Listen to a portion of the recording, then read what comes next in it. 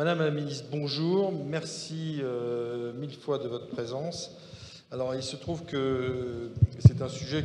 Alors, Rose Calimi-Vidor est donc ministre de l'Investissement, et il se trouve qu'elle connaît particulièrement bien le sujet de la finance, parce qu'elle a un passé bancaire relativement important, qui fait qu'effectivement, c'est un sujet sur lequel on ne va pas la coller. Donc, je vais faire extrêmement attention à ce que je vais dire, parce qu'en l'occurrence, elle va me reprendre sans ça, mais je l'autorise à me reprendre. Je ne suis pas non plus banquier, très loin de là, et je ne suis pas un spécialiste total du sujet.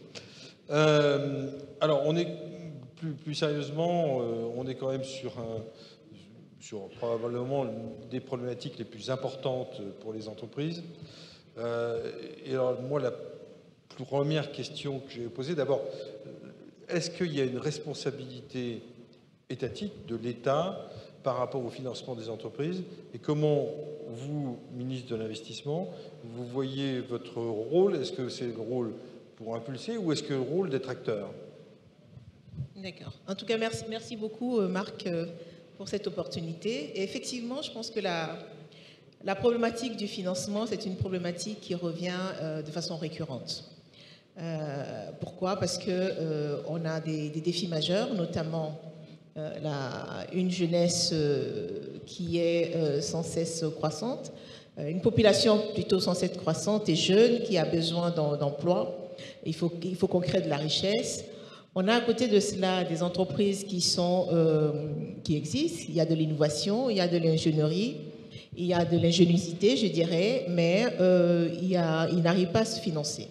On a également, je dirais, des défis liés même à la structuration et à la formalisation de nos entreprises. Donc, par rapport à cela, on se rend compte que malgré la pléthore d'institutions bancaires et financières, aussi bien des banques commerciales, des microfinances, des mésofinances, etc., c'est une problématique qui demeure. Donc, au niveau de l'État ne peut pas rester spectateur. Donc, l'État ne peut pas être acteur direct, mais ne peut pas être spectateur non plus. Donc, ce qui se passe, c'est quoi? Au niveau du Togo, on a essayé de mettre en place un certain nombre de mécanismes d'accompagnement des entreprises. On a un secteur qui fait naturellement peur aux banques commerciales, c'est le secteur agricole, par exemple, où les entreprises ont beaucoup de mal à se faire financer. Donc, pour pouvoir inciter le financement du secteur agricole, on a mis en place le MIFA, qui est un mécanisme d'incitation au financement du secteur agricole. Et aujourd'hui, on en voit les retombées. Ça a permis vraiment de pouvoir formaliser et d'aider à faire passer à l'échelle un bon nombre d'entreprises dans le secteur agricole. Une autre population qui a du mal à se faire financer, c'est les startups, c'est les jeunes. Et donc, toujours face à cette problématique également, la solution qui a été apportée, c'est de pouvoir... il y a eu un fonds qui a été créé, qui est un fonds, je dirais un fonds d'amorçage, parce que c'est un fonds qui accompagne les petites entreprises qui sont à l'étape de gestation, je dirais, et les accompagne à se structurer, à se formaliser, et progressivement, ce fonds leur permet d'être prêtes au financement bancaire. Je pense que M. Paul-Henri Tetnard, qui est là, en parlera, parce qu'on a vraiment... c'est une des banques commerciales qui joue vraiment le jeu d'être le relais par rapport à ce fonds d'accélération, d'accélération, c'est même pas d'accélération, je dirais même d'amorçage que l'État a mis en place. Voilà. Donc, également, au niveau toujours par rapport aux mécanismes de garantie, on a des mécanismes de garantie pour pouvoir accompagner également les banques commerciales à pouvoir financer les PMI sur le moyen terme. Donc, on a une structure qui est sur cet axe-là.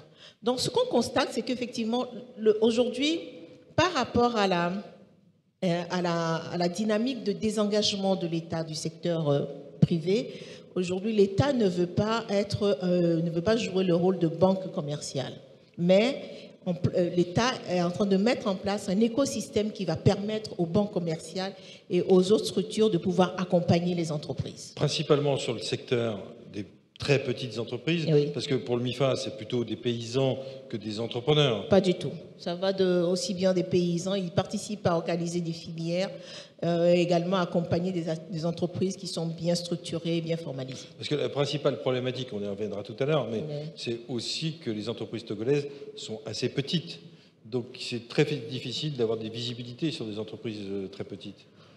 Elles sont petites, mais je pense qu'il y a des relais. Une structure qui est très petite, qui vient de démarrer avec un capital, un chiffre d'affaires, je dirais, de 5 millions, même moins, elle ne va pas s'adresser à une banque commerciale parce qu'en termes de, je dirais, de coût de structure, c'est trop cher pour une banque commerciale. Il y a des relais au niveau des microfinances. Au niveau des banques commerciales, elles savent trouver également des solutions pour pouvoir accompagner les microfinances pour qu'elles puissent adresser ce segment-là. Donc aujourd'hui, moi je pense que le rôle que l'État est en train de jouer, et c'est l'exemple, hein, je parle de notre cas typique au Togo, c'est vraiment de mettre en place tout ce dispositif qui permet de pouvoir apporter des éléments de garantie pour pouvoir aider, inciter les banques commerciales à pouvoir accompagner les entreprises et autres. Mais un autre élément fondamental qui justifie un peu, qui explique la réticence des banques commerciales, c'est qu'elles se disent qu'en général, les entreprises ne sont pas très formalisées et sont mal structurées. Donc, on a besoin également d'avoir un accompagnement pour formaliser ces entreprises-là, pour pouvoir les aider à avoir en leur sein des règles de gouvernance et pour pouvoir également leur donner accès à des marchés. Donc, on a également des structures au niveau de l'État qui sont là pour pouvoir accompagner ces petites entreprises. On est en train de développer un réseau d'incubateurs sur tout le territoire. Actuellement, il y en a 3, donc l'objectif, c'est d'en avoir 5 sur cette année. Donc, ce sont des structures qui vont permettre d'accompagner ces petites et moyennes entreprises pour les rendre prêtes, je dirais, à l'investissement, à l'accompagnement bancaire. Après, il y a une problématique de mentalité, peut-être. C'est vrai que le chef d'entreprise togolais, pour ceux que j'ai rencontrés, n'est pas non plus super prêt à ouvrir son capital et à faire en sorte... Il y a une question d'habitude aussi, je pense. Est-ce que ça, c'est pas aussi une vraie problématique? Bon, c'est peut-être une question de mentalité, comme vous dites, mais à un moment donné, vous vous rendez compte que tout seul, vous n'avez pas des moyens d'aller loin. Donc, c'est quelque chose qui se fait naturellement. Quand vous êtes... Au départ, quand vous êtes une petite structure, effectivement, vous pouvez rester seul, vous pouvez rester au niveau, je dirais, de la cellule familiale. En général, c'est ce qu'on constate. Mais après, quand l'entreprise est en train de croître, vous voulez avoir accès à des marchés, vous êtes obligé d'avoir des partenaires parce qu'à un moment donné, il y a même des besoins en termes d'investissement, des besoins en termes d'intensité capitalistique que vous ne pouvez pas être seul à satisfaire. Donc, soit vous avez des partenaires, c'est des solutions alternatives pour le financement, donc l'investissement au niveau du capital, ou bien soit vous avez le recours à la banque. Merci Madame la Ministre. Vous intervenez quand vous voulez en commentaire des uns et des autres. Monsieur Tembeli, bonjour. Oui, prenez un micro. Donc, bonjour. Donc on va commencer par excuser Monsieur Ekwe, président de la BOAD qui était prévu, et vous avez eu la gentillesse de le remplacer au pied levé. Alors, moi, j'avais noté, peut-être présenter la BOAD d'abord, parce que tout le monde ne connaît pas la BOAD, et qu'ensuite, je puisse vous poser des questions. Merci beaucoup. Effectivement, je dois présenter les excuses de Monsieur le Président de la BOAD, M. Serge Ekwe, qui aurait bien voulu être parmi nous, mais pour des contraintes de calendrier, n'a pu être présent. Donc, il m'a fait l'honneur, n'est-ce pas, de le représenter à cette rencontre. L'honneur est pour nous. Bien, donc la BOAD, c'est donc la Banque Ouest-Africaine de Développement, qui est donc le bras financier de l'Union économique et monétaire ouest-africaine, qui regroupe donc les 8 pays membres de l'Union, n'est-ce pas, et le Togo en fait partie. Et donc, sa principale mission, c'est d'assurer le développement équilibré des pays membres et de promouvoir l'intégration au sein de l'espace UEMOA. Donc ça se fait principalement par le financement des projets de développement, projets promus à la fois par les États et par le secteur privé de l'Union. Vous êtes le grand argentier finalement de la zone UEMOA puisque c'est vous qui allez redonner des moyens aux différents États. Alors moi, j'avais noté ce qui m'avait beaucoup amusé. Il y avait une phrase de votre président qui disait « Pas de traitement spécifique pour l'Afrique ». Il n'y a pas besoin de traitement spécifique pour l'Afrique. Alors je me suis dit « Mais qu'est-ce que ça veut dire, ça ?» Donc, est-ce que ça veut dire qu'en fait, vous pensez que votre institution est suffisamment solide pour ne pas avoir besoin d'un traitement spécifique et que vous êtes déjà totalement autonome et suffisamment solide sur vos fonds propres? Comment vous l'avez vécu finalement cette crise Covid, vous de votre côté, BOAD? Merci beaucoup. Alors, ça a été un événement mondial. Aucune entité, fût-elle supranationale, n'a été épargnée, en tout cas par cette crise-là. Et donc la BOAD a aussi enregistré, ou en tout cas subi les effets de cette crise. Mais elle a été résiliente. Elle a été résiliente simplement parce qu'elle a su adapter très rapidement ses procédures d'intervention, n'est-ce pas, à cette pandémie. Je disais incidemment à un collègue tout à l'heure que 80 à 90% de nos réunions se passent en virtuel aujourd'hui. Je suis désolé. Contrairement à ce qui se On est en physique. Voilà. Donc, mais en partie en digital. Et nos projets étant localisés dans les pays membres de l'UEMOA, avant la crise, on était régulièrement dans les États pour, n'est-ce pas, évaluer les projets, pour superviser les projets déjà financés. Et à la faveur de cette crise, nous avons effectivement adapté nos modes opératoires. Et à la date d'aujourd'hui, nous savons évaluer à distance, nous savons superviser à distance, nous savons instruire des demandes de décaissement venant de nos projets à distance et nous savons récupérer nos échéances à distance. Et alors, mais la question c'était plutôt, est-ce que vous avez réinvesti ou est-ce que vous avez continué à investir plus finalement à cause de la crise, ou est-ce que vous pensez que les économies africaines n'ont pas besoin de ce genre de choses? Alors, au lendemain même de cette crise-là, en mars 2020 précisément, la BOAD a, pour la première fois de son histoire, utilisé une procédure des plus accélérées dans la mise en place des financements en faveur des États. 120 milliards de francs CFA ont été investis dans les États avec un processus de décaissement immédiat. Dès que le conseil d'administration de la banque a approuvé le financement, 15 milliards par pays, soit 120 milliards de francs CFA, eh bien, ce financement-là a été décaissé dans les jours qui ont suivi la mise en place de ces financements, chose qui ne s'est jamais passée dans le temps. Alors, autre chose, et la BCAO a pris des mesures vraiment très, très intéressantes pour accompagner non seulement les entreprises, mais également les banques commerciales. Mais à côté de cela, la BOAD a mis en place un programme de 100 milliards de francs CFA pour accompagner le système bancaire local et les entreprises qui donc ont été en tout cas frappées d'une manière ou d'une autre par cette pandémie-là. Et là aussi, c'est un financement très spécifique qui a été mis en place et dont la mise en œuvre a été en tout cas faite de façon très très rapide et très efficiente. Alors, donc la banque a pu s'adapter. Vous financez plutôt les États et les collectivités. Comment vous voyez le côté financement des entreprises, ou est-ce que vous avez une action spécifique fléchée vers les entreprises? Alors, contrairement à ce que l'on peut dire, la BOAD finance non seulement les États, mais nous finançons aussi les entreprises. Alors, c'est vrai que quand vous prenez le portefeuille de la banque aujourd'hui, on est sur du 75-25, 75 pour les États et 25 pour les entreprises.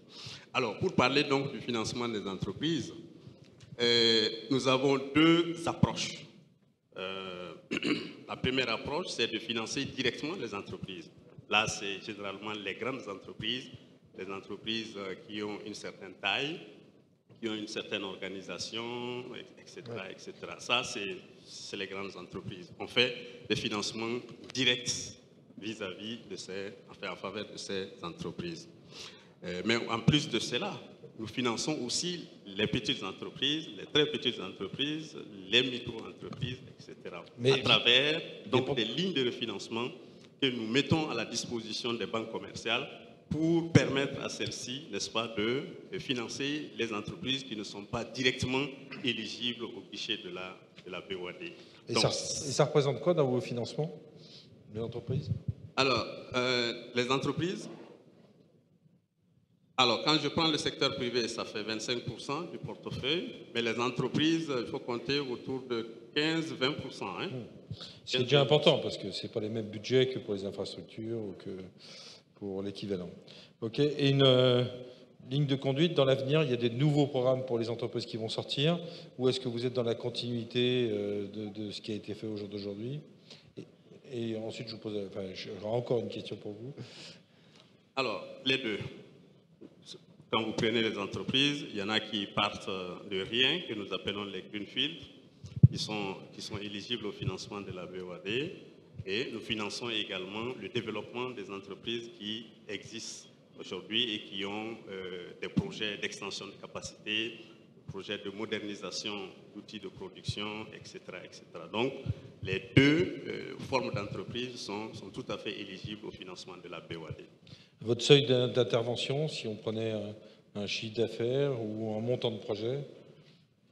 Alors, c'est vrai que pour les entreprises privées, nous avons un seuil d'intervention pour les financements directs. Et là, effectivement, pour que nous intervenions dans un projet, il faut que ce projet ait un montant total de 3 milliards au minimum. Minimum 3 milliards. Et lorsque ces 3 milliards sont atteints, la BOAD peut intervenir à hauteur de 50% de ce coût total-là, soit un montant de 1,5 milliard. Donc, le prêt plancher de la banque pour les entreprises privées est de 1,5 milliard. D'accord. Voilà. Merci beaucoup. Ah si, je voulais vous poser une question. Pardon. Merci beaucoup. Sur les secteurs d'activité, est-ce qu'il y a des secteurs de prédilection sur lesquels vous voulez positionner vos financements ou des filières sur lesquelles vous voulez positionner vos financements? Alors, c'est une bonne question parce que ça tombe exactement au moment où la BOAD a adopté son 3e plan stratégique qui couvre donc la période 2021-2025. Et ce plan-là met en avant effectivement l'approche sectorielle. Vous savez que jusque-là, on était dans une approche publique-privée. Et depuis la mise en place de ce plan stratégique, nous sommes dans une approche sectorielle. Et en cela, 5 secteurs ont été déterminés comme prioritaires pour la BOAD et pour les États. Le premier secteur, c'est les infrastructures de transport et les TIC. Deuxième secteur prioritaire, c'est l'énergie et tout ce qui est ressources naturelles. Le troisième secteur prioritaire, c'est l'agriculture et tout ce qui est agro-industrie, etc. Un quatrième secteur qui touche au social, donc c'est tout ce qui est éducation, santé, et un 5e secteur qui donc, concerne les banques et les établissements financiers. Donc voilà les 5 secteurs que nous couvrons aujourd'hui. Le transport, vous le mettez dans infrastructure? Le transport, nous le mettons dans infrastructure. Voilà, tout ce qui est route, port, aéroport, aéronautique, etc., c'est dans les transports et dans les infrastructures. Donc. Merci, M. Tambeli, d'avoir participé comme ça, un peu au pied levé. Là, je vais faire un couple. Ils ne vont pas m'aimer. Alors, pour ceux qui n'étaient pas là ce matin, je vous présente Grégory Clément, qui est le directeur général de Proparco. Par contre, je vous présente, parce qu'elle n'était pas intervenante ce matin, Isabelle Bébert, qui est la vice-présidente de la Banque publique d'investissement française, BPI France. Et c'est pas que je vais vous poser des questions communes, mais quand même un petit peu, en tout cas pour la première. Alors, on a l'impression qu'il n'y a jamais eu autant d'argent fléché vers l'Afrique à partir de la France. Alors, Grégory, chez vous, on en a parlé un tout petit peu ce matin, mais on y va revenir un petit peu en détail. Mais aussi vers la BPI, puisque, Isabelle, c'est pas du tout un jugement ou un reproche, mais on ne parlait pas beaucoup d'Afrique il y a 5 ou 6 ans à la BPI. Et donc là, par contre, maintenant, c'est devenu une vraie préoccupation. Vous pouvez prendre le micro. Hein. Il est juste à côté de vous. Oui, merci. Bonjour à tous et à toutes. En fait, dès la création de BPI France, on nous a demandé de faire un plan Afrique. Donc on a été créé en 2013, donc ça fait maintenant 8 ans. Les différentes structures qui ont fusionné pour créer BPI France travaillaient déjà un petit peu en Afrique, mais c'est vrai qu'avec la création de BPI France, notre activité en Afrique s'est intensifiée, avec pour objectif d'accompagner nos clients français en Afrique, donc les entreprises françaises en Afrique, de les accompagner, de les inciter à venir travailler en Afrique, à venir travailler sur le continent, donc à la fois en les accompagnant et à la fois en les finançant. Donc on a toute une gamme de produits, de financement des entreprises en France, bien sûr. On fait du prêt, on fait de l'investissement. Et puis on a deux gammes de produits qui sont dédiés à l'export. On a repris la gestion de ce qu'on appelait la COFAS Garantie Publique il y a quelques années, qui est devenue BPI France Assurance Export. Donc on gère pour le compte de l'État la garantie publique. Donc effectivement, c'est un instrument qu'on utilise beaucoup pour accompagner les entreprises françaises en Afrique. Et puis on a mis en place, on a créé un nouveau produit au sein de BPI France. Ce n'est pas un nouveau produit en soi, ce qui est le crédit export. Et en fait, 80% du deal flow de crédit export qui arrive chez BPI France concerne le continent africain. Donc en fait, on est là vraiment pour accompagner l'exportateur français pour trouver une solution de financement à son client. Et donc c'est un client qui peut être public ou privé. On peut faire du crédit fournisseur à partir de 1 million d'euros, du crédit acheteur à partir de 5 millions d'euros, jusqu'à 20 millions tout seul, jusqu'à 70 millions d'euros en cofinançant avec un autre établissement bancaire. Et cette stratégie Afrique est une stratégie durable, c'est-à-dire qui est inscrite dans le temps sur plusieurs années, ou est-ce qu'il y a un effet conjoncturel du fait d'une politique qui a été décidée sur le sujet ? Ah non, c'est vraiment quelque chose de durable et de toute façon, c'est une action qui ne peut porter ses fruits que sur le long terme. C'est pas si simple d'ailleurs de convaincre, toutes les entreprises françaises ne se disent pas je vais aller en Afrique, parce qu'il y a une appréciation du risque qui est parfois excessive, parce que tout simplement ils attaquent d'abord le marché européen qui est le marché le plus proche. Nous on pense vraiment que l'Afrique c'est notre c'est notre futur, notre chance de maintenant et de demain, et qu'il ne faut pas que les entreprises françaises manquent son rendez-vous avec le continent africain. Donc vous êtes là pour les soutenir. Voilà, exactement. Alors, Grégory en a parlé un tout petit peu ce matin. On a fait un peu plus qu'effleurer le sujet Choose Africa. Sur lequel on peut peut-être entrer un tout petit peu plus dans le détail aujourd'hui, et par rapport à l'effort considérable que vous avez mené depuis 4 ans, si j'ai bien compris, puisque c'est il y a 4 ans que vous avez lancé ce sujet. Alors, ce que j'ai pas compris en fait, ce matin par rapport... Alors, rappelez peut-être, parce qu'il y a des gens qui étaient peut-être pas là ce matin, en 30 secondes de Choose Africa.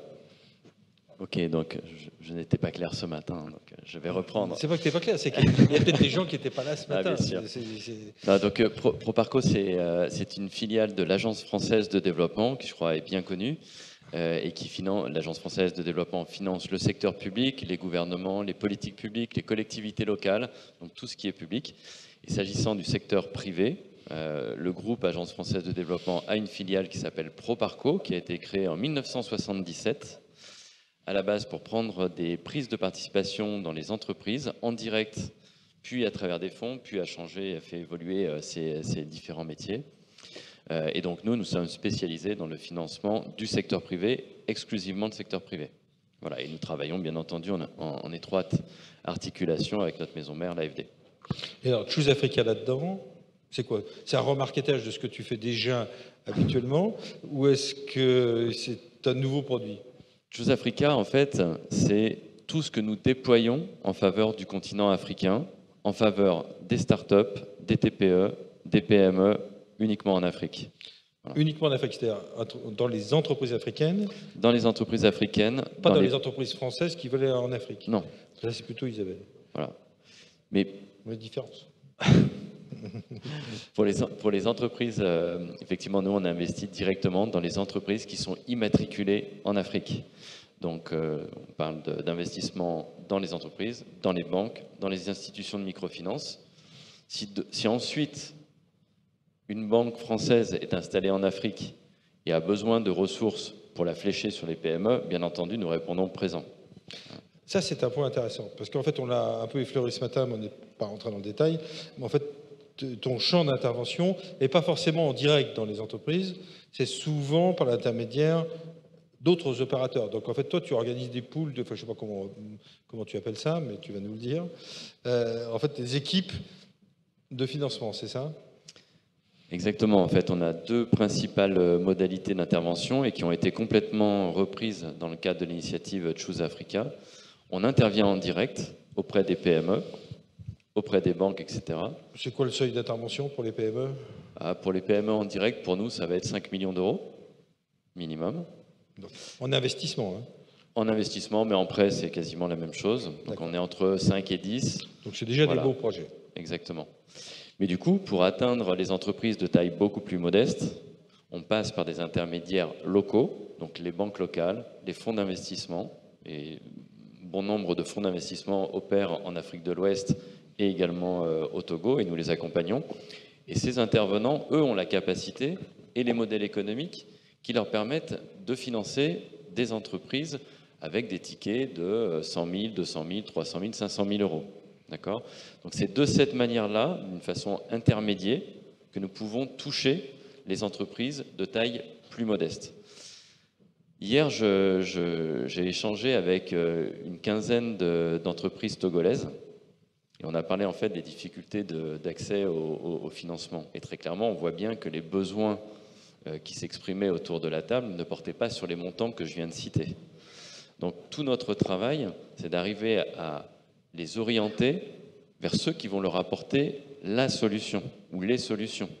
Et ce sont des entreprises, des banques, des fonds d'investissement, encore une fois, que nous accompagnons à travers différents outils, des mécanismes de garantie, etc., qui leur permettent de faciliter l'accès au crédit.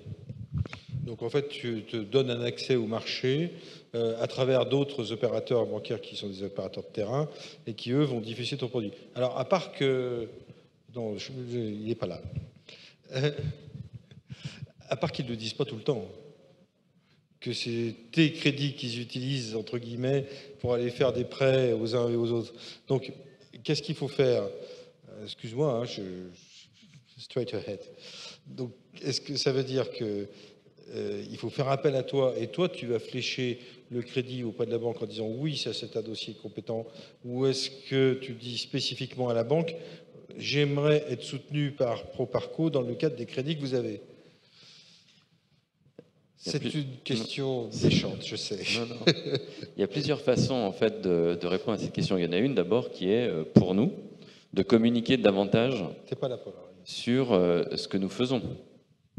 Hein, oui. et notamment quand on signe une ligne de financement dédiée pour financer les TPE, les PME, ou une ligne pour financer l'entrepreneuriat féminin dans tel ou tel pays. Et j'ai rencontré beaucoup de femmes entrepreneurs depuis mon arrivée ici au Togo.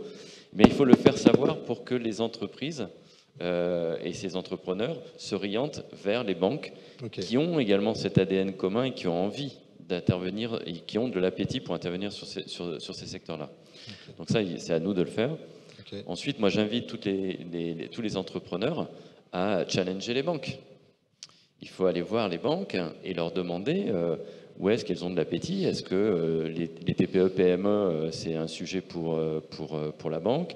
Est-ce que la banque, elle se spécialise davantage dans le financement des infrastructures, etc. Tous les acteurs ont leur propre pertinence sur le marché. Donc il faut essayer de comprendre aussi l'autre, comprendre en fait ce que le financier peut vous apporter. Et nous, en l'espèce, on essaye d'apporter, bien sûr, de la liquidité, et on l'a fait pendant la période de Covid, mais on apporte aussi de l'assistance technique, du renforcement de capacité, de la formation, et il y a un nouvel axe sur lequel on veut absolument travailler. En fait, il y en a même deux. Il y en a un qui concerne l'amorçage, que vous avez mentionné, Madame la Ministre. Et puis, le deuxième axe, c'est notre capacité à mettre les acteurs en réseau. Et on a la chance d'intervenir sur l'ensemble du continent africain. Il y a des partages d'expériences incroyables. Et donc, notre capacité à mettre les acteurs en réseau, à remonter les filières, les chaînes de valeur, c'est extrêmement important et utile pour les entrepreneurs également. Bon, Paul-Henri, je suis sûr que vous avez entendu. Donc, je suis forcé. Alors, je vous présente Paul-Henri Etnard. Paul-Henri est un des très grands banquiers d'Afrique de l'Ouest, puisque en fait, il dirige c'est le big boss de l'Afrique de l'Ouest d'Ecobank. Et Ecobank, il y a combien de pays qui sont couverts par Ecobank? 40 au total et 33 en Afrique. Donc, vous êtes la première banque africaine? En termes d'empreinte géographique, oui, nous sommes la plus grosse banque. D'accord. Et le siège est ici? Le siège est à Lomé. Ecobank est né ici. Incroyable. Comme quoi? Non, mais c'est vrai que c'est pas un petit pays, mais grande banque. Et ça démontre, lorsque un pays met en place l'environnement nécessaire pour pouvoir inciter le secteur privé, ça marche. Et juste pour rebondir sur ce point, tout à l'heure, la ministre Mivedor parlait des choses que le Togo a fait. Le Togo a fait beaucoup de bonnes choses dans ce sens. Si moi, je peux me permettre 2 autres initiatives sur lesquelles le Togo pourrait pousser, c'est pour soutenir les PME. Je pense qu'il faut encore aller un peu plus loin sur le sujet de la fiscalité, parce que c'est un sujet structurel en Afrique. Et moi, je suis plutôt un promoteur d'une défiscalisation complète sur un certain nombre d'années pour permettre aux PME de réussir. Et le deuxième sujet, c'est le sujet de la commande publique aussi, parce que qu'on le veuille ou non, dans nos États, dans nos économies, la commande publique est forte. Et comme on l'a vu dans certains pays, comment faire pour qu'on dédie une partie de la commande publique aux PME. Donc beaucoup a été fait, mais sur ces 2 éléments, je pense qu'on peut encore avoir des espaces de progression. Ce qui a été dit, Paul-Henri, c'est de faire agir comment? C'est-à-dire, en fait, on a l'impression qu'il y a quand même un dispositif et un filet de sécurité, entre guillemets, pour les banques, pour leur permettre de faire des choses peut-être au-delà de ce qu'elle aurait fait habituellement. On reviendra sur la gestion du risque entreprise après, mais du point de vue capacité, finalement, de ton établissement, enfin du crédit aux entreprises, on a l'impression qu'il y a quand même une volumétrie qui est quand même assez imposante et qui permet de faire ce que tu as envie de faire. Est-ce que je me trompe? Non, c'est bien ça, mais je pense qu'il faut qu'aujourd'hui aussi les banques prennent leur part de responsabilité. Et à ce titre-là, je pense qu'il faut qu'on assume le fait qu'on n'en a pas fait assez, en tout cas dans le financement du secteur privé dans le passé. Je le dis pour moi-même, mais je le dis aussi pour toute l'industrie bancaire. La réalité, c'est que dans le passé, si vous prenez les bilans des banques, c'était beaucoup plus des grandes entreprises, des multinationales et le secteur public. Aujourd'hui, je pense qu'on est à un tournant. Je pense que le premier étage du développement économique du continent est derrière nous. On passe au deuxième étage. Ce deuxième étage, structurellement, ne peut passer que par le secteur privé. Et les banques doivent revoir leur modèle. Et pour revoir leur modèle, on a besoin de partenaires. C'est pour ça que les instituts de financement du développement jouent un rôle important. Il faut absolument qu'en termes de volumétrie, que le financement du secteur privé local et le financement des PME soient plus importants à l'intérieur des bilans des banques. Dernière question à vous tous sur l'aspect gestion du risque Afrique. Enfin, on a l'impression, vu de l'extérieur, en tout cas, que l'Afrique, c'est un risque en tant que tel. Alors, je ne sais pas comment vous l'analysez, vous. mais j'aimerais bien avoir et que vous partagiez un peu votre vision du risque Afrique. Est-ce que c'est si risqué que ça? Et comment vous le maîtrisez finalement? Comme j'ai le micro, je commence et puis après, certainement que d'autres personnes. Je pense qu'il faut voir ce sujet à travers deux lentilles. La première lentille, c'est qu'il y a une prime de risque qui est collée à l'Afrique qu'il faut absolument faire évoluer vers le bas. La prime de risque qui est collée à l'Afrique ne se justifie plus, elle se justifie de moins en moins lorsqu'on voit tous les développements structurels qui ont eu lieu sur les 10-15 dernières années. Donc, lorsque vous parlez à des investisseurs internationaux, du fait qu'il y a de plus en plus de liquidités sur le marché, ces investisseurs internationaux aujourd'hui sont prêts à revoir leur position sur la prime de risque en Afrique. Et ça, c'est un développement positif et il faut les accompagner vers ça. La deuxième lentille, c'est la lentille de nous, intermédiaires financiers. Comment est-ce que nous évaluons le risque? Est-ce que nous ne quantifions pas ce risque trop à la hausse? Et je pense que c'est un sujet qu'il faut aborder. On ne peut pas dire qu'on veut financer une PME et lui coller un taux d'intérêt de 15%, ce n'est pas réaliste. Donc, la meilleure manière de gérer le risque, c'est de le partager. C'est la meilleure manière de gérer le risque. Et c'est là où... Ça, c'est un bon passage de bâton et de relais. Non, et ça marche. Et ça marche. Marc, ça marche. La réalité, c'est que moi, je suis prêt aujourd'hui à prendre du risque si je sais que ce risque est partagé avec une autre société.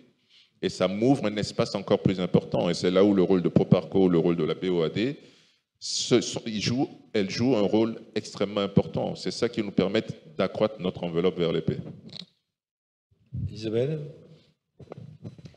Alors c'est ce que je disais tout à l'heure, c'est vrai qu'il y a une perception du risque qui est plus importante que sur la réalité. Ben nous, comment on fait? Déjà, on travaille, on a des économistes, on vient beaucoup sur le terrain, on travaille beaucoup avec des partenaires et justement, on essaie d'accompagner les chefs d'entreprise pour qu'ils arrivent à mitiger ce risque. Et ce qu'on leur dit, c'est qu'il faut venir sur place, il faut passer du temps sur place pour comprendre le contexte et pour rencontrer les bonnes personnes. Qu'on ne peut pas comme ça venir travailler en Afrique parce qu'on a fait juste un voyage et ensuite déléguer les choses à quelqu'un d'autre, c'est pas possible. Après, je pense que peut-être aussi pour donner l'exemple et pour montrer que l'Afrique est pas si risquée que ça, il faudrait peut-être aussi que je pense que certaines institutions africaines et certains entrepreneurs africains, personnes riches, pourraient aussi investir plus en Afrique. Je veux dire qu'il y a une responsabilité sociale des chefs d'entreprise africains pour investir en Afrique. Oui, par exemple, il y a des segments sur lesquels c'est compliqué de trouver de l'argent. Par exemple, si vous voulez financer la création d'entreprises technologiques, l'amorçage, c'est très compliqué, même pour des bailleurs de fonds internationaux, il n'y en a pas beaucoup qui font ça. Et donc, si ce ne sont pas les Africains eux-mêmes qui le font et qui montrent que justement, d'abord qui aident cette classe d'actifs à se maturer, à devenir plus professionnelle, et qui montrent qu'on peut justement faire confiance et miser sur cette classe d'actifs, ceux qui sont les investisseurs internationaux ne vont pas venir. Donc je pense que c'est extrêmement important que des gouvernements africains puissent mettre en place ce type d'accompagnement et que les personnes fortunées africaines deviennent business angels, par exemple, qu'on multiplie ce genre d'initiatives. Grégory? Oui, je pense que c'est une très très belle question, mais en réalité, il y a une perception du risque, et puis il y a une réalité. Et moi, celle dont je peux témoigner, puisqu'on a la chance d'intervenir en Asie, en Amérique latine, au Moyen-Orient, en Afrique et en gros un petit peu partout, c'est que, y compris durant cette crise liée à la pandémie, le portefeuille qui a été le plus résilient, c'est le portefeuille africain. Et ça, je pense qu'il faut le dire. Il faut le dire. C'est-à-dire qu'on a des entreprises qui sont robustes aujourd'hui. Hein, on ne le sait pas suffisamment, on ne communique pas suffisamment, et c'est sans doute la première barrière qui est une barrière liée à la perception. Donc cette barrière, il faut absolument la faire tomber, c'est sans doute la plus facile à faire tomber. Donc il faut en parler, il faut des bons exemples, il faut des success stories d'entrepreneurs africains qui ont réussi, qui peuvent parler en fait de leur marché. Et ça, je pense que c'est vraiment la première étape. C'est extrêmement important. La deuxième, en fait, elle consiste à quand même avoir un petit instant de lucidité après ce moment-là, puisque en fonction du segment et de la maturité de l'entreprise, là, le niveau et le profil de risque n'est pas le même. Hein. Donc, si on est en phase de complètement création, amorçage, mais comme ensuite, partout. Voilà, comme partout. Et simplement, voilà, il faut rappeler. Donc, il n'y a pas de spécificité. Non, il n'y a pas de spécificité de ce point de vue-là. Ce sont les mêmes difficultés que l'on peut constater. Non, mais on constate. Les chiffres sont peut-être différents, mais ce que je veux dire, c'est que la part de risque sur la phase de création est forcément plus importante qu'une entreprise mature qui a 10 ans d'état financier solide derrière elle, etc. Donc, il faut avoir ça. Ensuite, je vous rejoins complètement. Il faut partager le risque. Et pour moi, il y a deux moyens de le partager. Il y a ce que l'on fait déjà avec des mécanismes de partage de risque, qui permettent aux entreprises peut-être d'avoir un peu moins de sûreté à déposer en face de leur demande de financement, etc. Ça sécurise également la banque qui va faire le crédit. Et puis, ça permet de partager le risque en cas de difficulté. Le dernier point qui me semble extrêmement important, là aussi, et qui contribue à faire évoluer la perception, c'est d'attirer demain les investisseurs étrangers non résidents sur le marché africain. Et pour ça, il faut aussi accepter de mettre en place des mécanismes de partage de risques avec des systèmes de dérisking, de première perte, etc.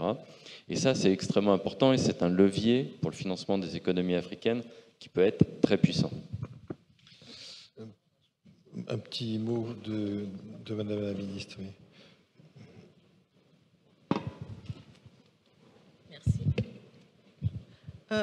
Juste peut-être pour compléter par rapport à ce que M. Port-Henri Etnard disait, par rapport à, je dirais, à la fenêtre que les pouvoirs publics devaient faire au PME-PMI, juste pour dire qu'au niveau du Togo, il y a déjà cet aspect-là qui est adressé, parce que dans la commande publique, précisément, il y a obligation que 25% de la commande publique soit pour les jeunes entreprises ou pour les femmes, entreprises tenues par des femmes. Donc c'est déjà un pas. Je pense que quand je discute avec elles disent que c'est pas suffisant, mais c'est déjà un pas. Et c'est pour dire que c'est quelque chose, c'est une préoccupation qui est là. Maintenant, revenons à la notion de risque. Je pense que moi, je vis en Afrique. Donc pour moi, c'est pas un environnement risqué. Mais si on se met, je dirais, dans le cadre où on est, où on veut inviter des entrepreneurs européens à venir investir en Afrique, je pense que nous tous, quel qu'il soit, on voit le risque là où il y a l'inconnu. Quand on ne connaît pas l'environnement, c'est risqué pour nous. Et je pense que ça vaut aussi bien pour un entrepreneur européen qui veut venir investir en Afrique que vice-versa, parce que vous allez sur un territoire totalement inconnu. Donc pour ma part, je pense qu'il faudrait vraiment qu'on encourage les partenariats. Les partenariats des entreprises européennes qui ont un savoir-faire, une technicité, qui ont des structures telles que BPI France pour les accompagner, qui ont des structures telles que Proparco pour accompagner nos banques qui connaissent nos entreprises. Et après, maintenant, pour découvrir le marché, moi, j'encourage vivement des joint ventures, des entrepreneuriats comme ça. Ils ont des partenaires locaux qui connaissent le marché et eux, ils apportent la technicité et ça permet de créer des richesses partagées. Merci. Extrêmement douée pour la synthèse, hein, Madame Bivedor. Ça fait la deuxième qu'elle nous fait de la journée. C'est incroyable. Merci, merci mille fois. Alors, on va pouvoir passer au deuxième plateau. On va rentrer un petit peu plus dans le dur. Donc, je vais demander à Madame Bébert de rester, à Paul-Henri de rester, et aux autres plutôt de descendre pour pouvoir faire monter d'autres personnes. Merci à vous. Donc, on va passer à une partie un peu plus bancaire, et donc je vais demander à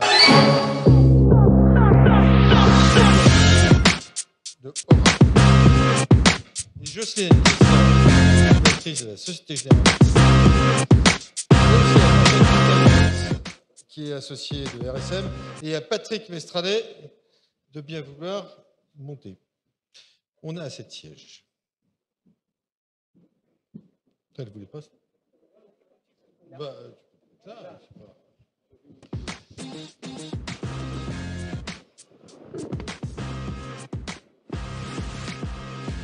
je voulais pas faire une brochette de banquier de cabinet, en fait. Excusez-moi. ça aurait été malvenu parce qu'en plus, vous ne pouvez pas vous regarder sans ça. Donc, je vais souhaiter la bienvenue déjà aux gens qui sont là. Honneur aux femmes. Bonjour, Jocelyne.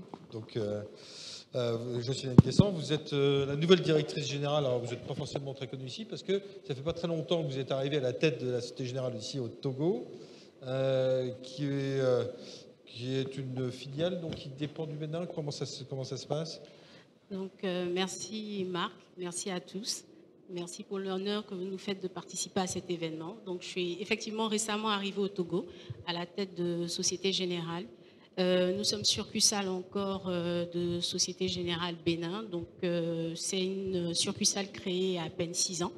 Donc, l'une des derniers nés en fait du groupe Société Générale en Afrique. Voilà.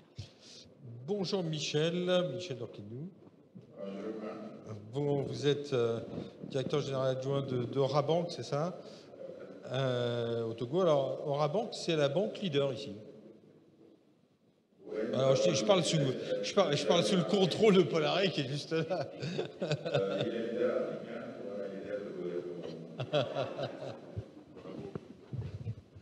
C'est bien. Vous refilez la chose.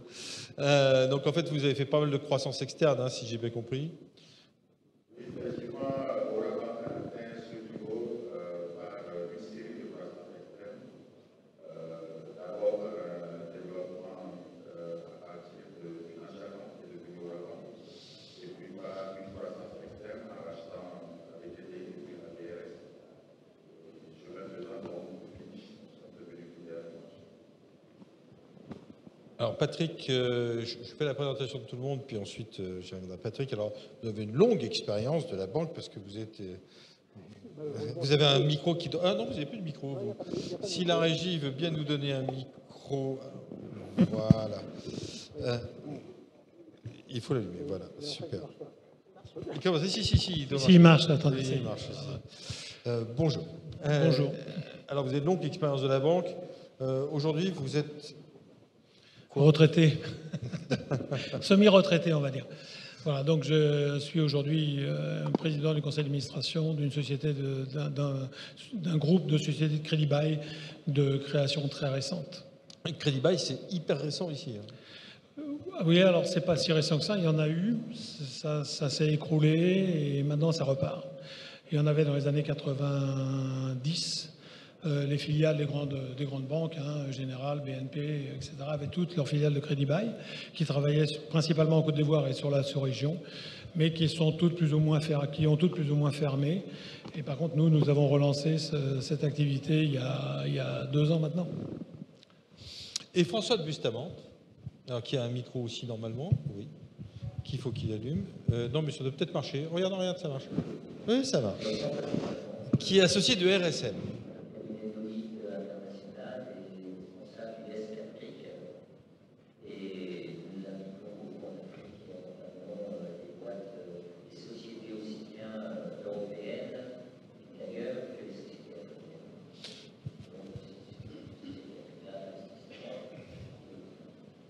Bon, on parlera donc d'une deuxième partie avec Patrick et toi, effectivement, de capital développement.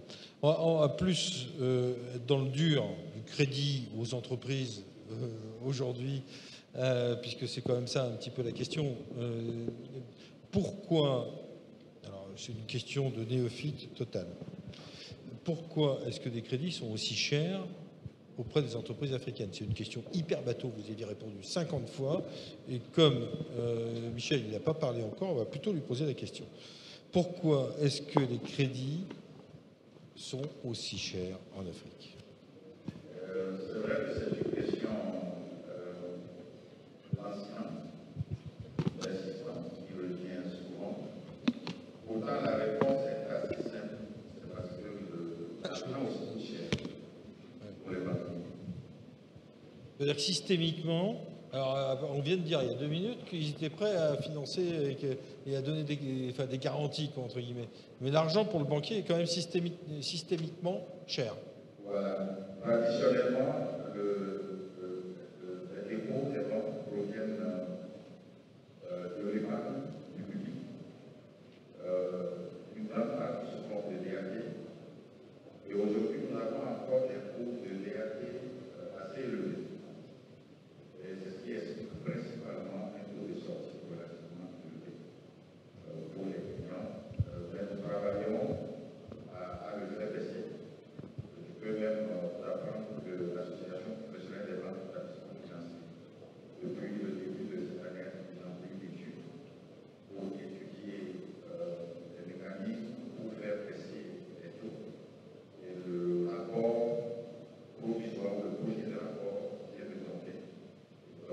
sera étudié bientôt par les banques dans cette enceinte-là.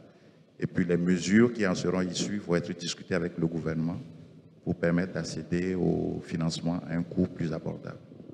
Alors, en préparant le débat, on m'a dit quand même, globalement, on a un problème d'analyse des dossiers et de qualité des dossiers. C'est-à-dire, en gros, les dossiers présentés par les entreprises togolaises, puisque vous êtes leader au Togo, sont quand même pas bankable, entre guillemets, tels que présentés. Ou du moins que le filtre que vous voudriez avoir ne vous est pas livré, quoi.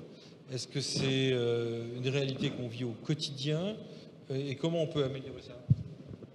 Effectivement, c'est une réalité que nous vivons au quotidien. Il faut dire aussi que, en fait, une partie des problèmes de financement des entreprises provient de cela.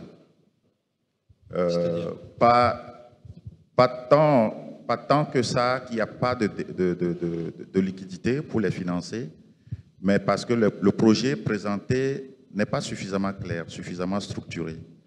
Dès lors, en fait, ce que le banquier attend l'entreprise sur son modèle économique. Et quand ce modèle économique est assez structuré et clair et permet d'avoir une lisibilité suffisante, ne serait-ce que sur le point de la rentabilité, pour s'assurer qu'on aura un retour sur investissement, ou de captation de flux, pour s'assurer que les décalages de trésorerie seront résorbés après le cycle d'exploitation. En général, il n'y a pas de souci pour financer. Et pour la plupart des dossiers qui sont présentés, il y a encore du travail à faire de ce point de vue. C'est pas parce qu'il y a des entreprises qui sont demi-économie réelle, demi-économie grise.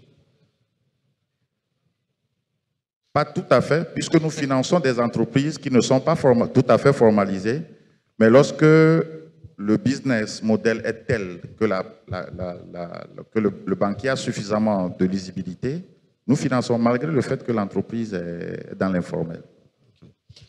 Jocelyne, est-ce que la grille d'analyse d'une banque internationale, parce que quelque part, la Société Générale est honnêtement, je pense, la dernière banque française à investir en Afrique. Les autres se sont à peu près retirés ou équivalents. Alors, j'espère que ça sera durable, enfin, j'en sais rien. En tout cas, je vous le souhaite.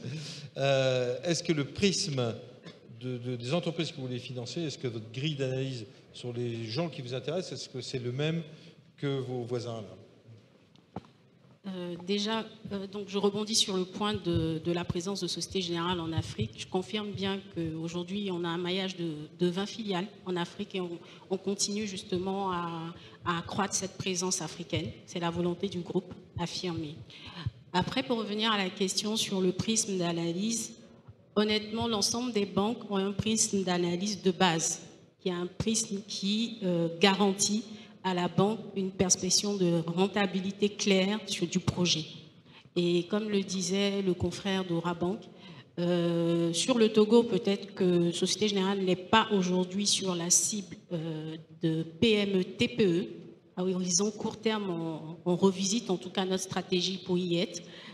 Mais de l'expérience que j'ai d'autres géographies, parce que les problèmes sont similaires, on parle d'Afrique, les projets sont souvent pas très bien structurés et il y a vraiment besoin de faire monter les entreprises en compétences sur ce volet-là avec des partenaires, parce qu'à la fin, c'est pas le rôle vraiment de la banque de pouvoir mettre du temps pour expliquer à un entrepreneur comment conduire un projet. On le fait parce qu'on est engagé à vouloir soutenir l'Afrique, le développement en Afrique, mais on ne peut pas le faire seul.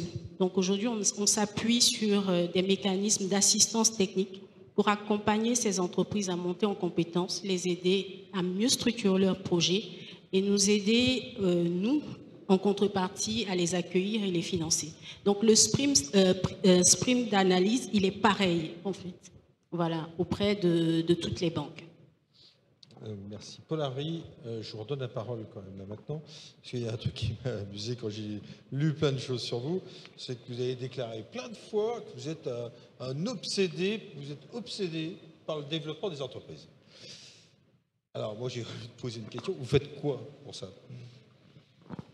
On est obsédé par le développement des entreprises parce que, comme je le disais plus tôt, les banques ne vont pas continuer à financer uniquement les États et puis les multinationales. Il faut absolument qu'on développe le secteur privé local. C'est nécessaire pour nous et pour l'économie. Et pour développer le secteur privé local, il y a un certain nombre de leviers sur lesquels nous devons travailler tous collectivement. Le premier levier, c'est que il faut que le secteur privé local ait des fonds propres beaucoup plus solides. On en a besoin. Lorsque je suis un entrepreneur et que je viens voir un investisseur ou un banquier, si je ne démontre pas que je suis prêt moi-même à prendre un risque, c'est difficile de demander à quelqu'un d'autre d'investir. Et ça, il faut le comprendre. Et si on se met dans la place de l'investisseur, c'est quelque chose, c'est une perspective en réalité qui est très facile à comprendre. Je ne peux pas demander à quelqu'un de mettre de l'argent dans mon entreprise si moi-même je ne mets pas mon argent. Donc le sujet du renforcement des fonds propres du secteur privé local est un sujet qu'il faut aborder. On y viendra juste après. Le deuxième point qui est important, c'est le point de l'excellence opérationnelle. Et quand je dis ça, je pense que les banques font une erreur souvent en disant aux PME, c'est non. Je pense que ce qu'il faut dire, c'est non, mais si tu fais A, B, C, ça peut devenir oui.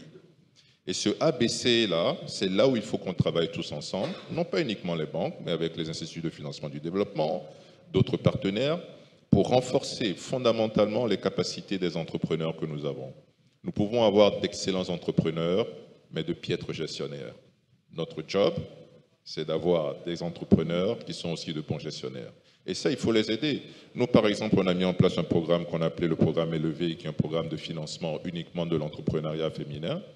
L'idée, c'est qu'on vous donne du financement, mais en même temps, on renforce vos capacités et en plus, on vous digitalise. Parce qu'on pense qu'en faisant ces trois choses, qu'on peut être sûr que le financement va être remboursé. Ça vous parle, Isabelle, non? Parce que c'est un peu le fondement de la stratégie de BPI France, en fait, oui, d'arriver à faire progresser aussi les entrepreneurs. Oui, exactement. On a vraiment... Chez BPI France, on a plusieurs métiers, je le disais tout à l'heure, le prêt, la garantie, les fonds propres, l'assurance export, et il y a un autre métier qui est l'accompagnement des chefs d'entreprise.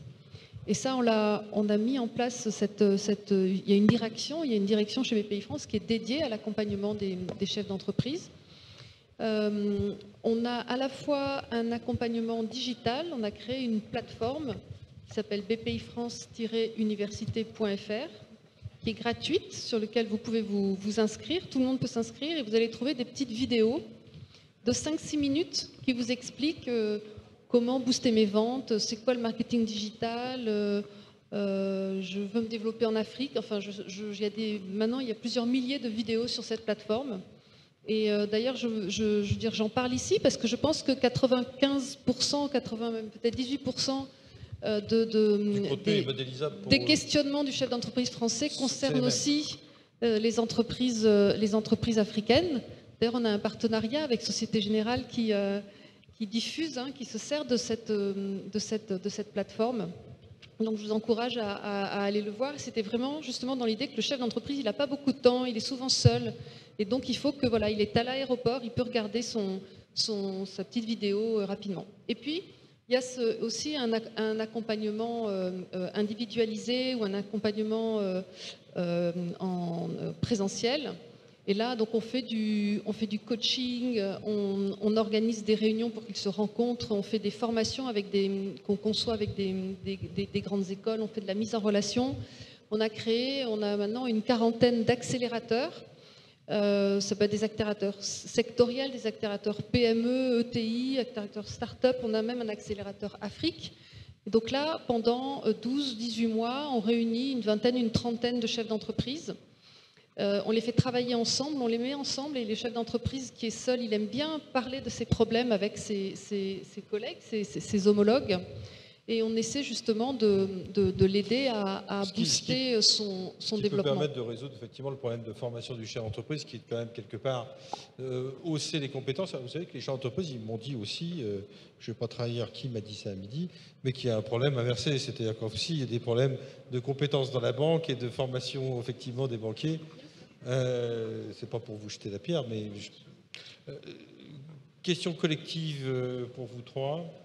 Où va l'avenir là? C'est-à-dire, est-ce qu'on va continuer à rester sur des taux aussi importants alors qu'effectivement on est à des taux de relance en France qui sont très très bas, hein. Enfin, ils ne sont pas négatifs, mais pas loin. Est-ce qu'on va continuer dans ce trend-là en Afrique ou est-ce que ça va évoluer dans les prochains mois ou prochaines semaines? Parce que là maintenant, pour faire de la relance, il faut compter en semaines, pas en mois ou en années. Il n'y en a pas un qui va répondre. Hein. Alors, il faut plutôt dire que depuis ces dernières années, la tendance des taux est à la baisse. Le problème plutôt que ce n'est pas encore à un niveau suffisant que les uns et les autres acceptent.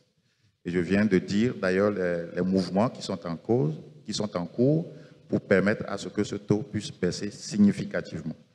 Donc, lorsqu'on analyse les taux, les 3 dernières années, les taux ont suffisamment baissé, mais ils restent encore très élevés comparé à d'autres zones. Et nous sommes conscients qu'il faut agir pour faire encore baisser les taux, pour soutenir les entreprises dont les marges continuent de baisser, sont resserrées. Donc, les entreprises ont besoin de cette dynamique pour, disons, maintenir leur compétitivité. Oui, c'est vraiment une question de compétitivité pour certains. Tu ne peux pas te défiler comme ça, il faut que tu répondes quand même. Oui. Moi, je suis plutôt optimiste, je suis un peu comme M. Dorquenou. Je pense que les taux vont continuer à baisser. Parce que si on décortique un peu le sujet du coût du financement, il y a 3 compartiments dans le coût du crédit. Le premier compartiment, c'est le coût des ressources. Et ce coût des ressources est à la baisse de manière structurelle depuis plusieurs années, à cause du fait que la liquidité est de moins en moins chère. Okay? Donc ça va continuer. Le deuxième compartiment, c'est le coût de fonctionnement de la banque. Si une banque a un coefficient d'exploitation de 80%, c'est normal qu'elle ait un coût de crédit qui soit élevé. Et donc, il faut que les banques continuent à avoir un coefficient d'exploitation qui soit le plus proche possible de 50 et 60%. C'est pour ça qu'elles vont arriver à répercuter un coût de crédit moins cher. Enfin, le troisième compartiment, c'est le coût du crédit en lui-même, le coût du risque. Et le coût du risque, c'est un risque qu'il faut partager. Et j'insiste dessus, plus nous allons avoir des mécanismes de partage de risque ou de dérisking, plus les banques vont être capables de dire que je suis prêt à financer des PME à 8%. Donc, c'est sur les 3 sujets, sur les 3 compartiments qu'il faut absolument travailler. Juste en complément, je pense que Paul Harry et confrères de Rabank ont abordé les points clés. Nous, aujourd'hui, le vrai challenge, c'est le coût de la ressource. Le coût de la ressource est un point important et je pense que les discussions sont en cours parce que je crois qu'il est tellement pesant que ça a suscité vraiment des discussions importantes au niveau même de la corporation bancaire. Et on espère que ces discussions seront entendues et qu'il y aura justement cette unité auprès des banques pour jouer le jeu ensemble et que l'ensemble des banques en fait puissent s'aligner sur un coût qui évite de faire du dumping de taux et donc de continuer justement à avoir des coûts de ressources disparates et de maintenir justement ces coûts de ressources élevés. Le troisième point, comme Paul Harry a dit, et nous on est totalement engagés dans cette démarche, c'est vraiment de dérisquer au maximum notre capacité à accompagner les entreprises. Et ce partage de risques-là, il ne peut se faire que par des partenariats que nous espérons davantage sceller. Aujourd'hui, ce genre de rencontre permet en fait de renforcer ces partenariats entre les institutions de développement et les banques, mais ce sont des initiatives qui ont déjà commencé et des discussions sont en cours pour les formaliser davantage. Donc plus on aura de partenaires au développement pour nous accompagner, plus nous saurons mieux maîtriser les risques et avoir des coûts de crédit beaucoup plus abordables pour nos entreprises. J'en retiens ingénierie financière finalement, c'est-à-dire en essayant de repasser le risque en partie à d'autres. Ce qui pose le risque ce qui pose la question de caution, ce qui pose la question de solvabilité générale, de partenariat peut-être effectivement entre vous, entre nous. Mais en fait, est-ce qu'il ne faudrait pas inverser la problématique? Aujourd'hui, on a une centaine d'entreprises françaises qui sont là. Elles ont un accès au crédit, sauf à ce que je me trompe, qui est quand même beaucoup plus simplifié.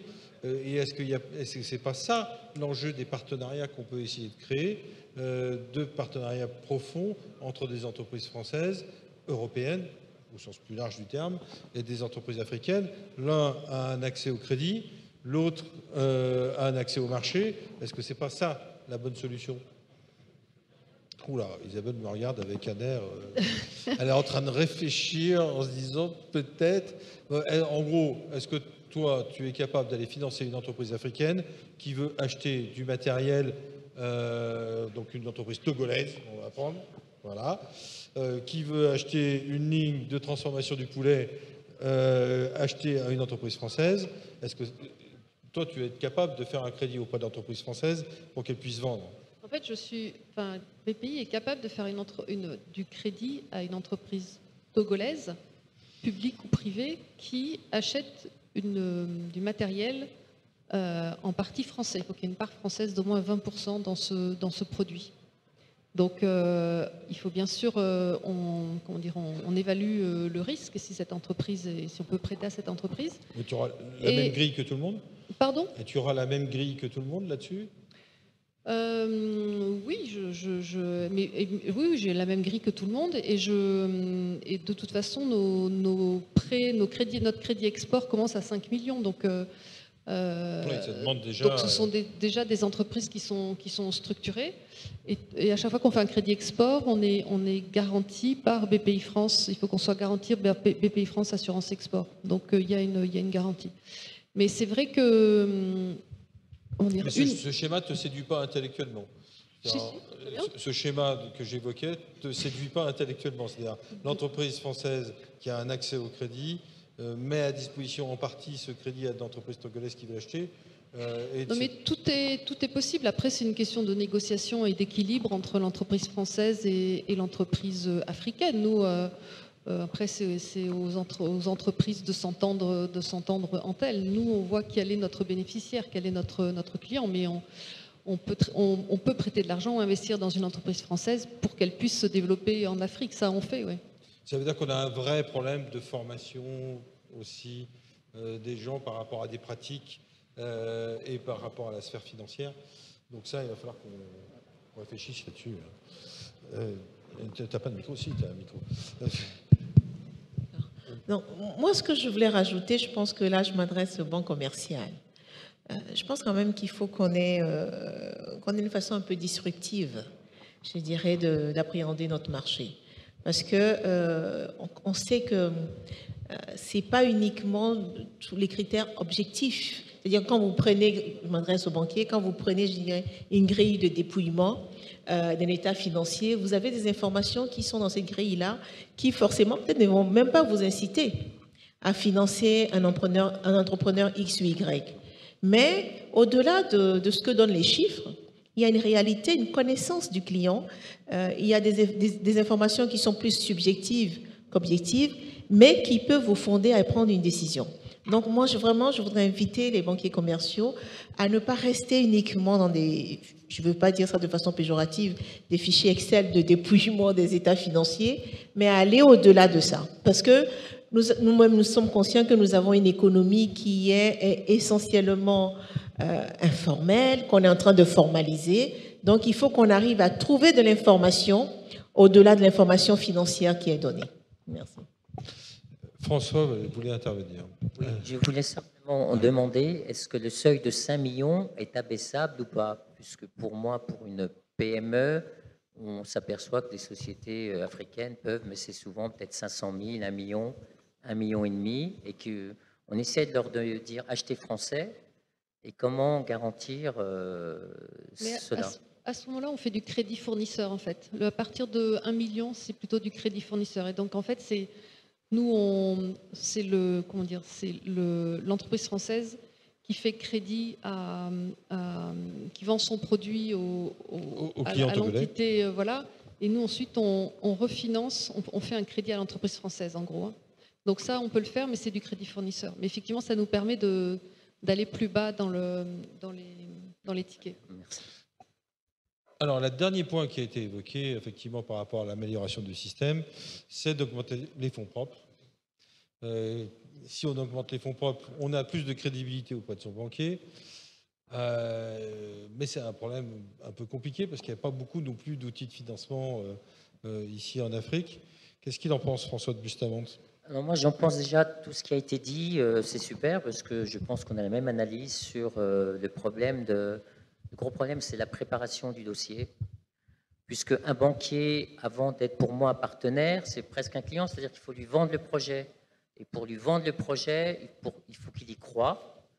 Et c'est très important. Et c'est comme les investisseurs qui peuvent accompagner ou investir en Afrique ou vice-versa. Il faut qu'ils croient au projet. Il y a un gros déficit de préparation de dossier. Et c'est des réseaux d'un cabinet comme nous ou d'autres qui peuvent accompagner et préparer ce dossier et lever les fonds, entre guillemets. Puisque je pense qu'il y a énormément de gens qui sont prêts à investir.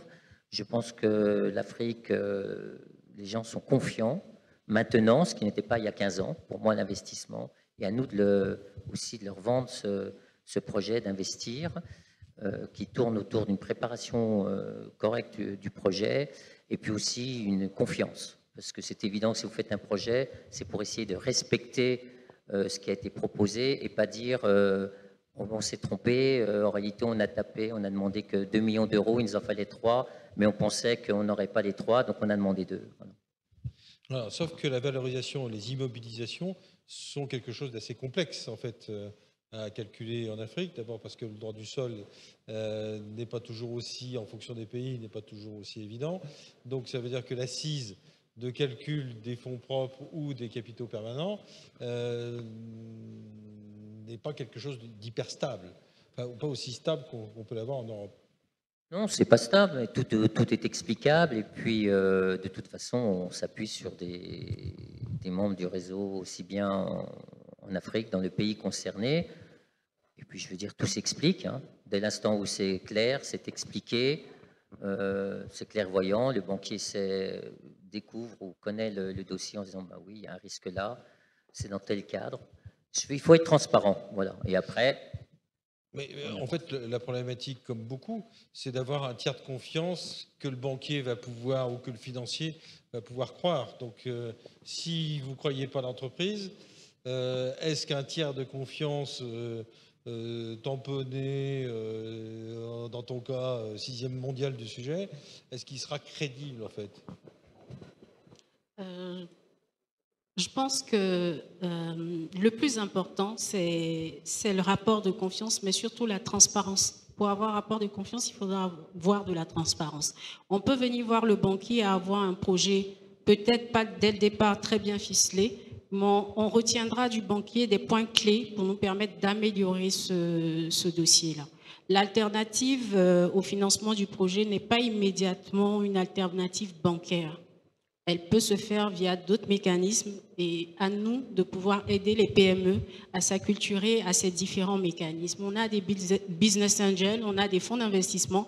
C'est clair qu'aujourd'hui, les fonds d'investissement avaient historiquement des tickets très élevés afin de pouvoir prendre de l'equity dans certains projets.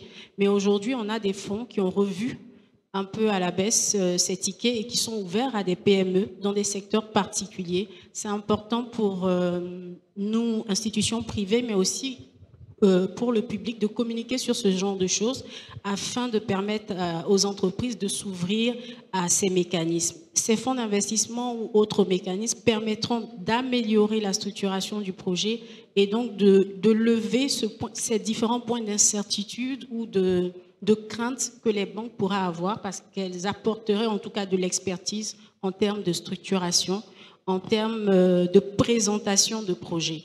Et ça, c'est très important. Nous, les banquiers, on a besoin de ce levier de transparence entre les entreprises et nous. Et souvent, ce n'est pas le cas. Ça plaide pour sa cause. Totalement. Le tiers de confiance est important pour cette transparence. Et quand on est tiers de confiance aussi, c'est parce qu'aussi, quand on se lance dans un projet, on vit avec le projet, donc on s'investit, même si on n'investit pas financièrement, mais en tant que tiers de confiance, donc il faut absolument qu'on croie au projet aussi. Et du coup, on peut rassurer les personnes en s'engageant. Quand on engage la signature, on engage la signature. Hein. Avant de demander l'avis aux sages de ce plateau qui va nous faire, je pense, la bonne synthèse un peu du sujet et de voir un peu comment ils voient les choses, est-ce qu'il y a certains de tes clients en Afrique qui te demandent de chercher des partenaires capitalistes et qui sont prêts à ouvrir leur capital? Parce qu'en fait, la solution, c'est peut-être souvent ça. Hein. Oui, il y a des partenaires qui sont prêts à ouvrir, qui nous demandent de rechercher des financements. C'est très intéressant et donc on met en œuvre, on essaie de mettre en œuvre pour trouver ces financements. Et c'est là où, je redis, on croit au projet et on y va. C'est vrai que si on ne croit pas au projet, on ne croit pas au produit, on a plus de peine. Ou on passe le dossier à quelqu'un qui croira, parce que c'est comme quand vous achetez achetez entre guillemets quelque chose. Ça vous plaît et vous y allez plus. Vous avez beaucoup plus de force pour le défendre que si c'est un projet, comme on dit, vous ne le sentez pas, et c'est différent pour moi. Mais oui, on a des demandes, et ça se développe de plus en plus.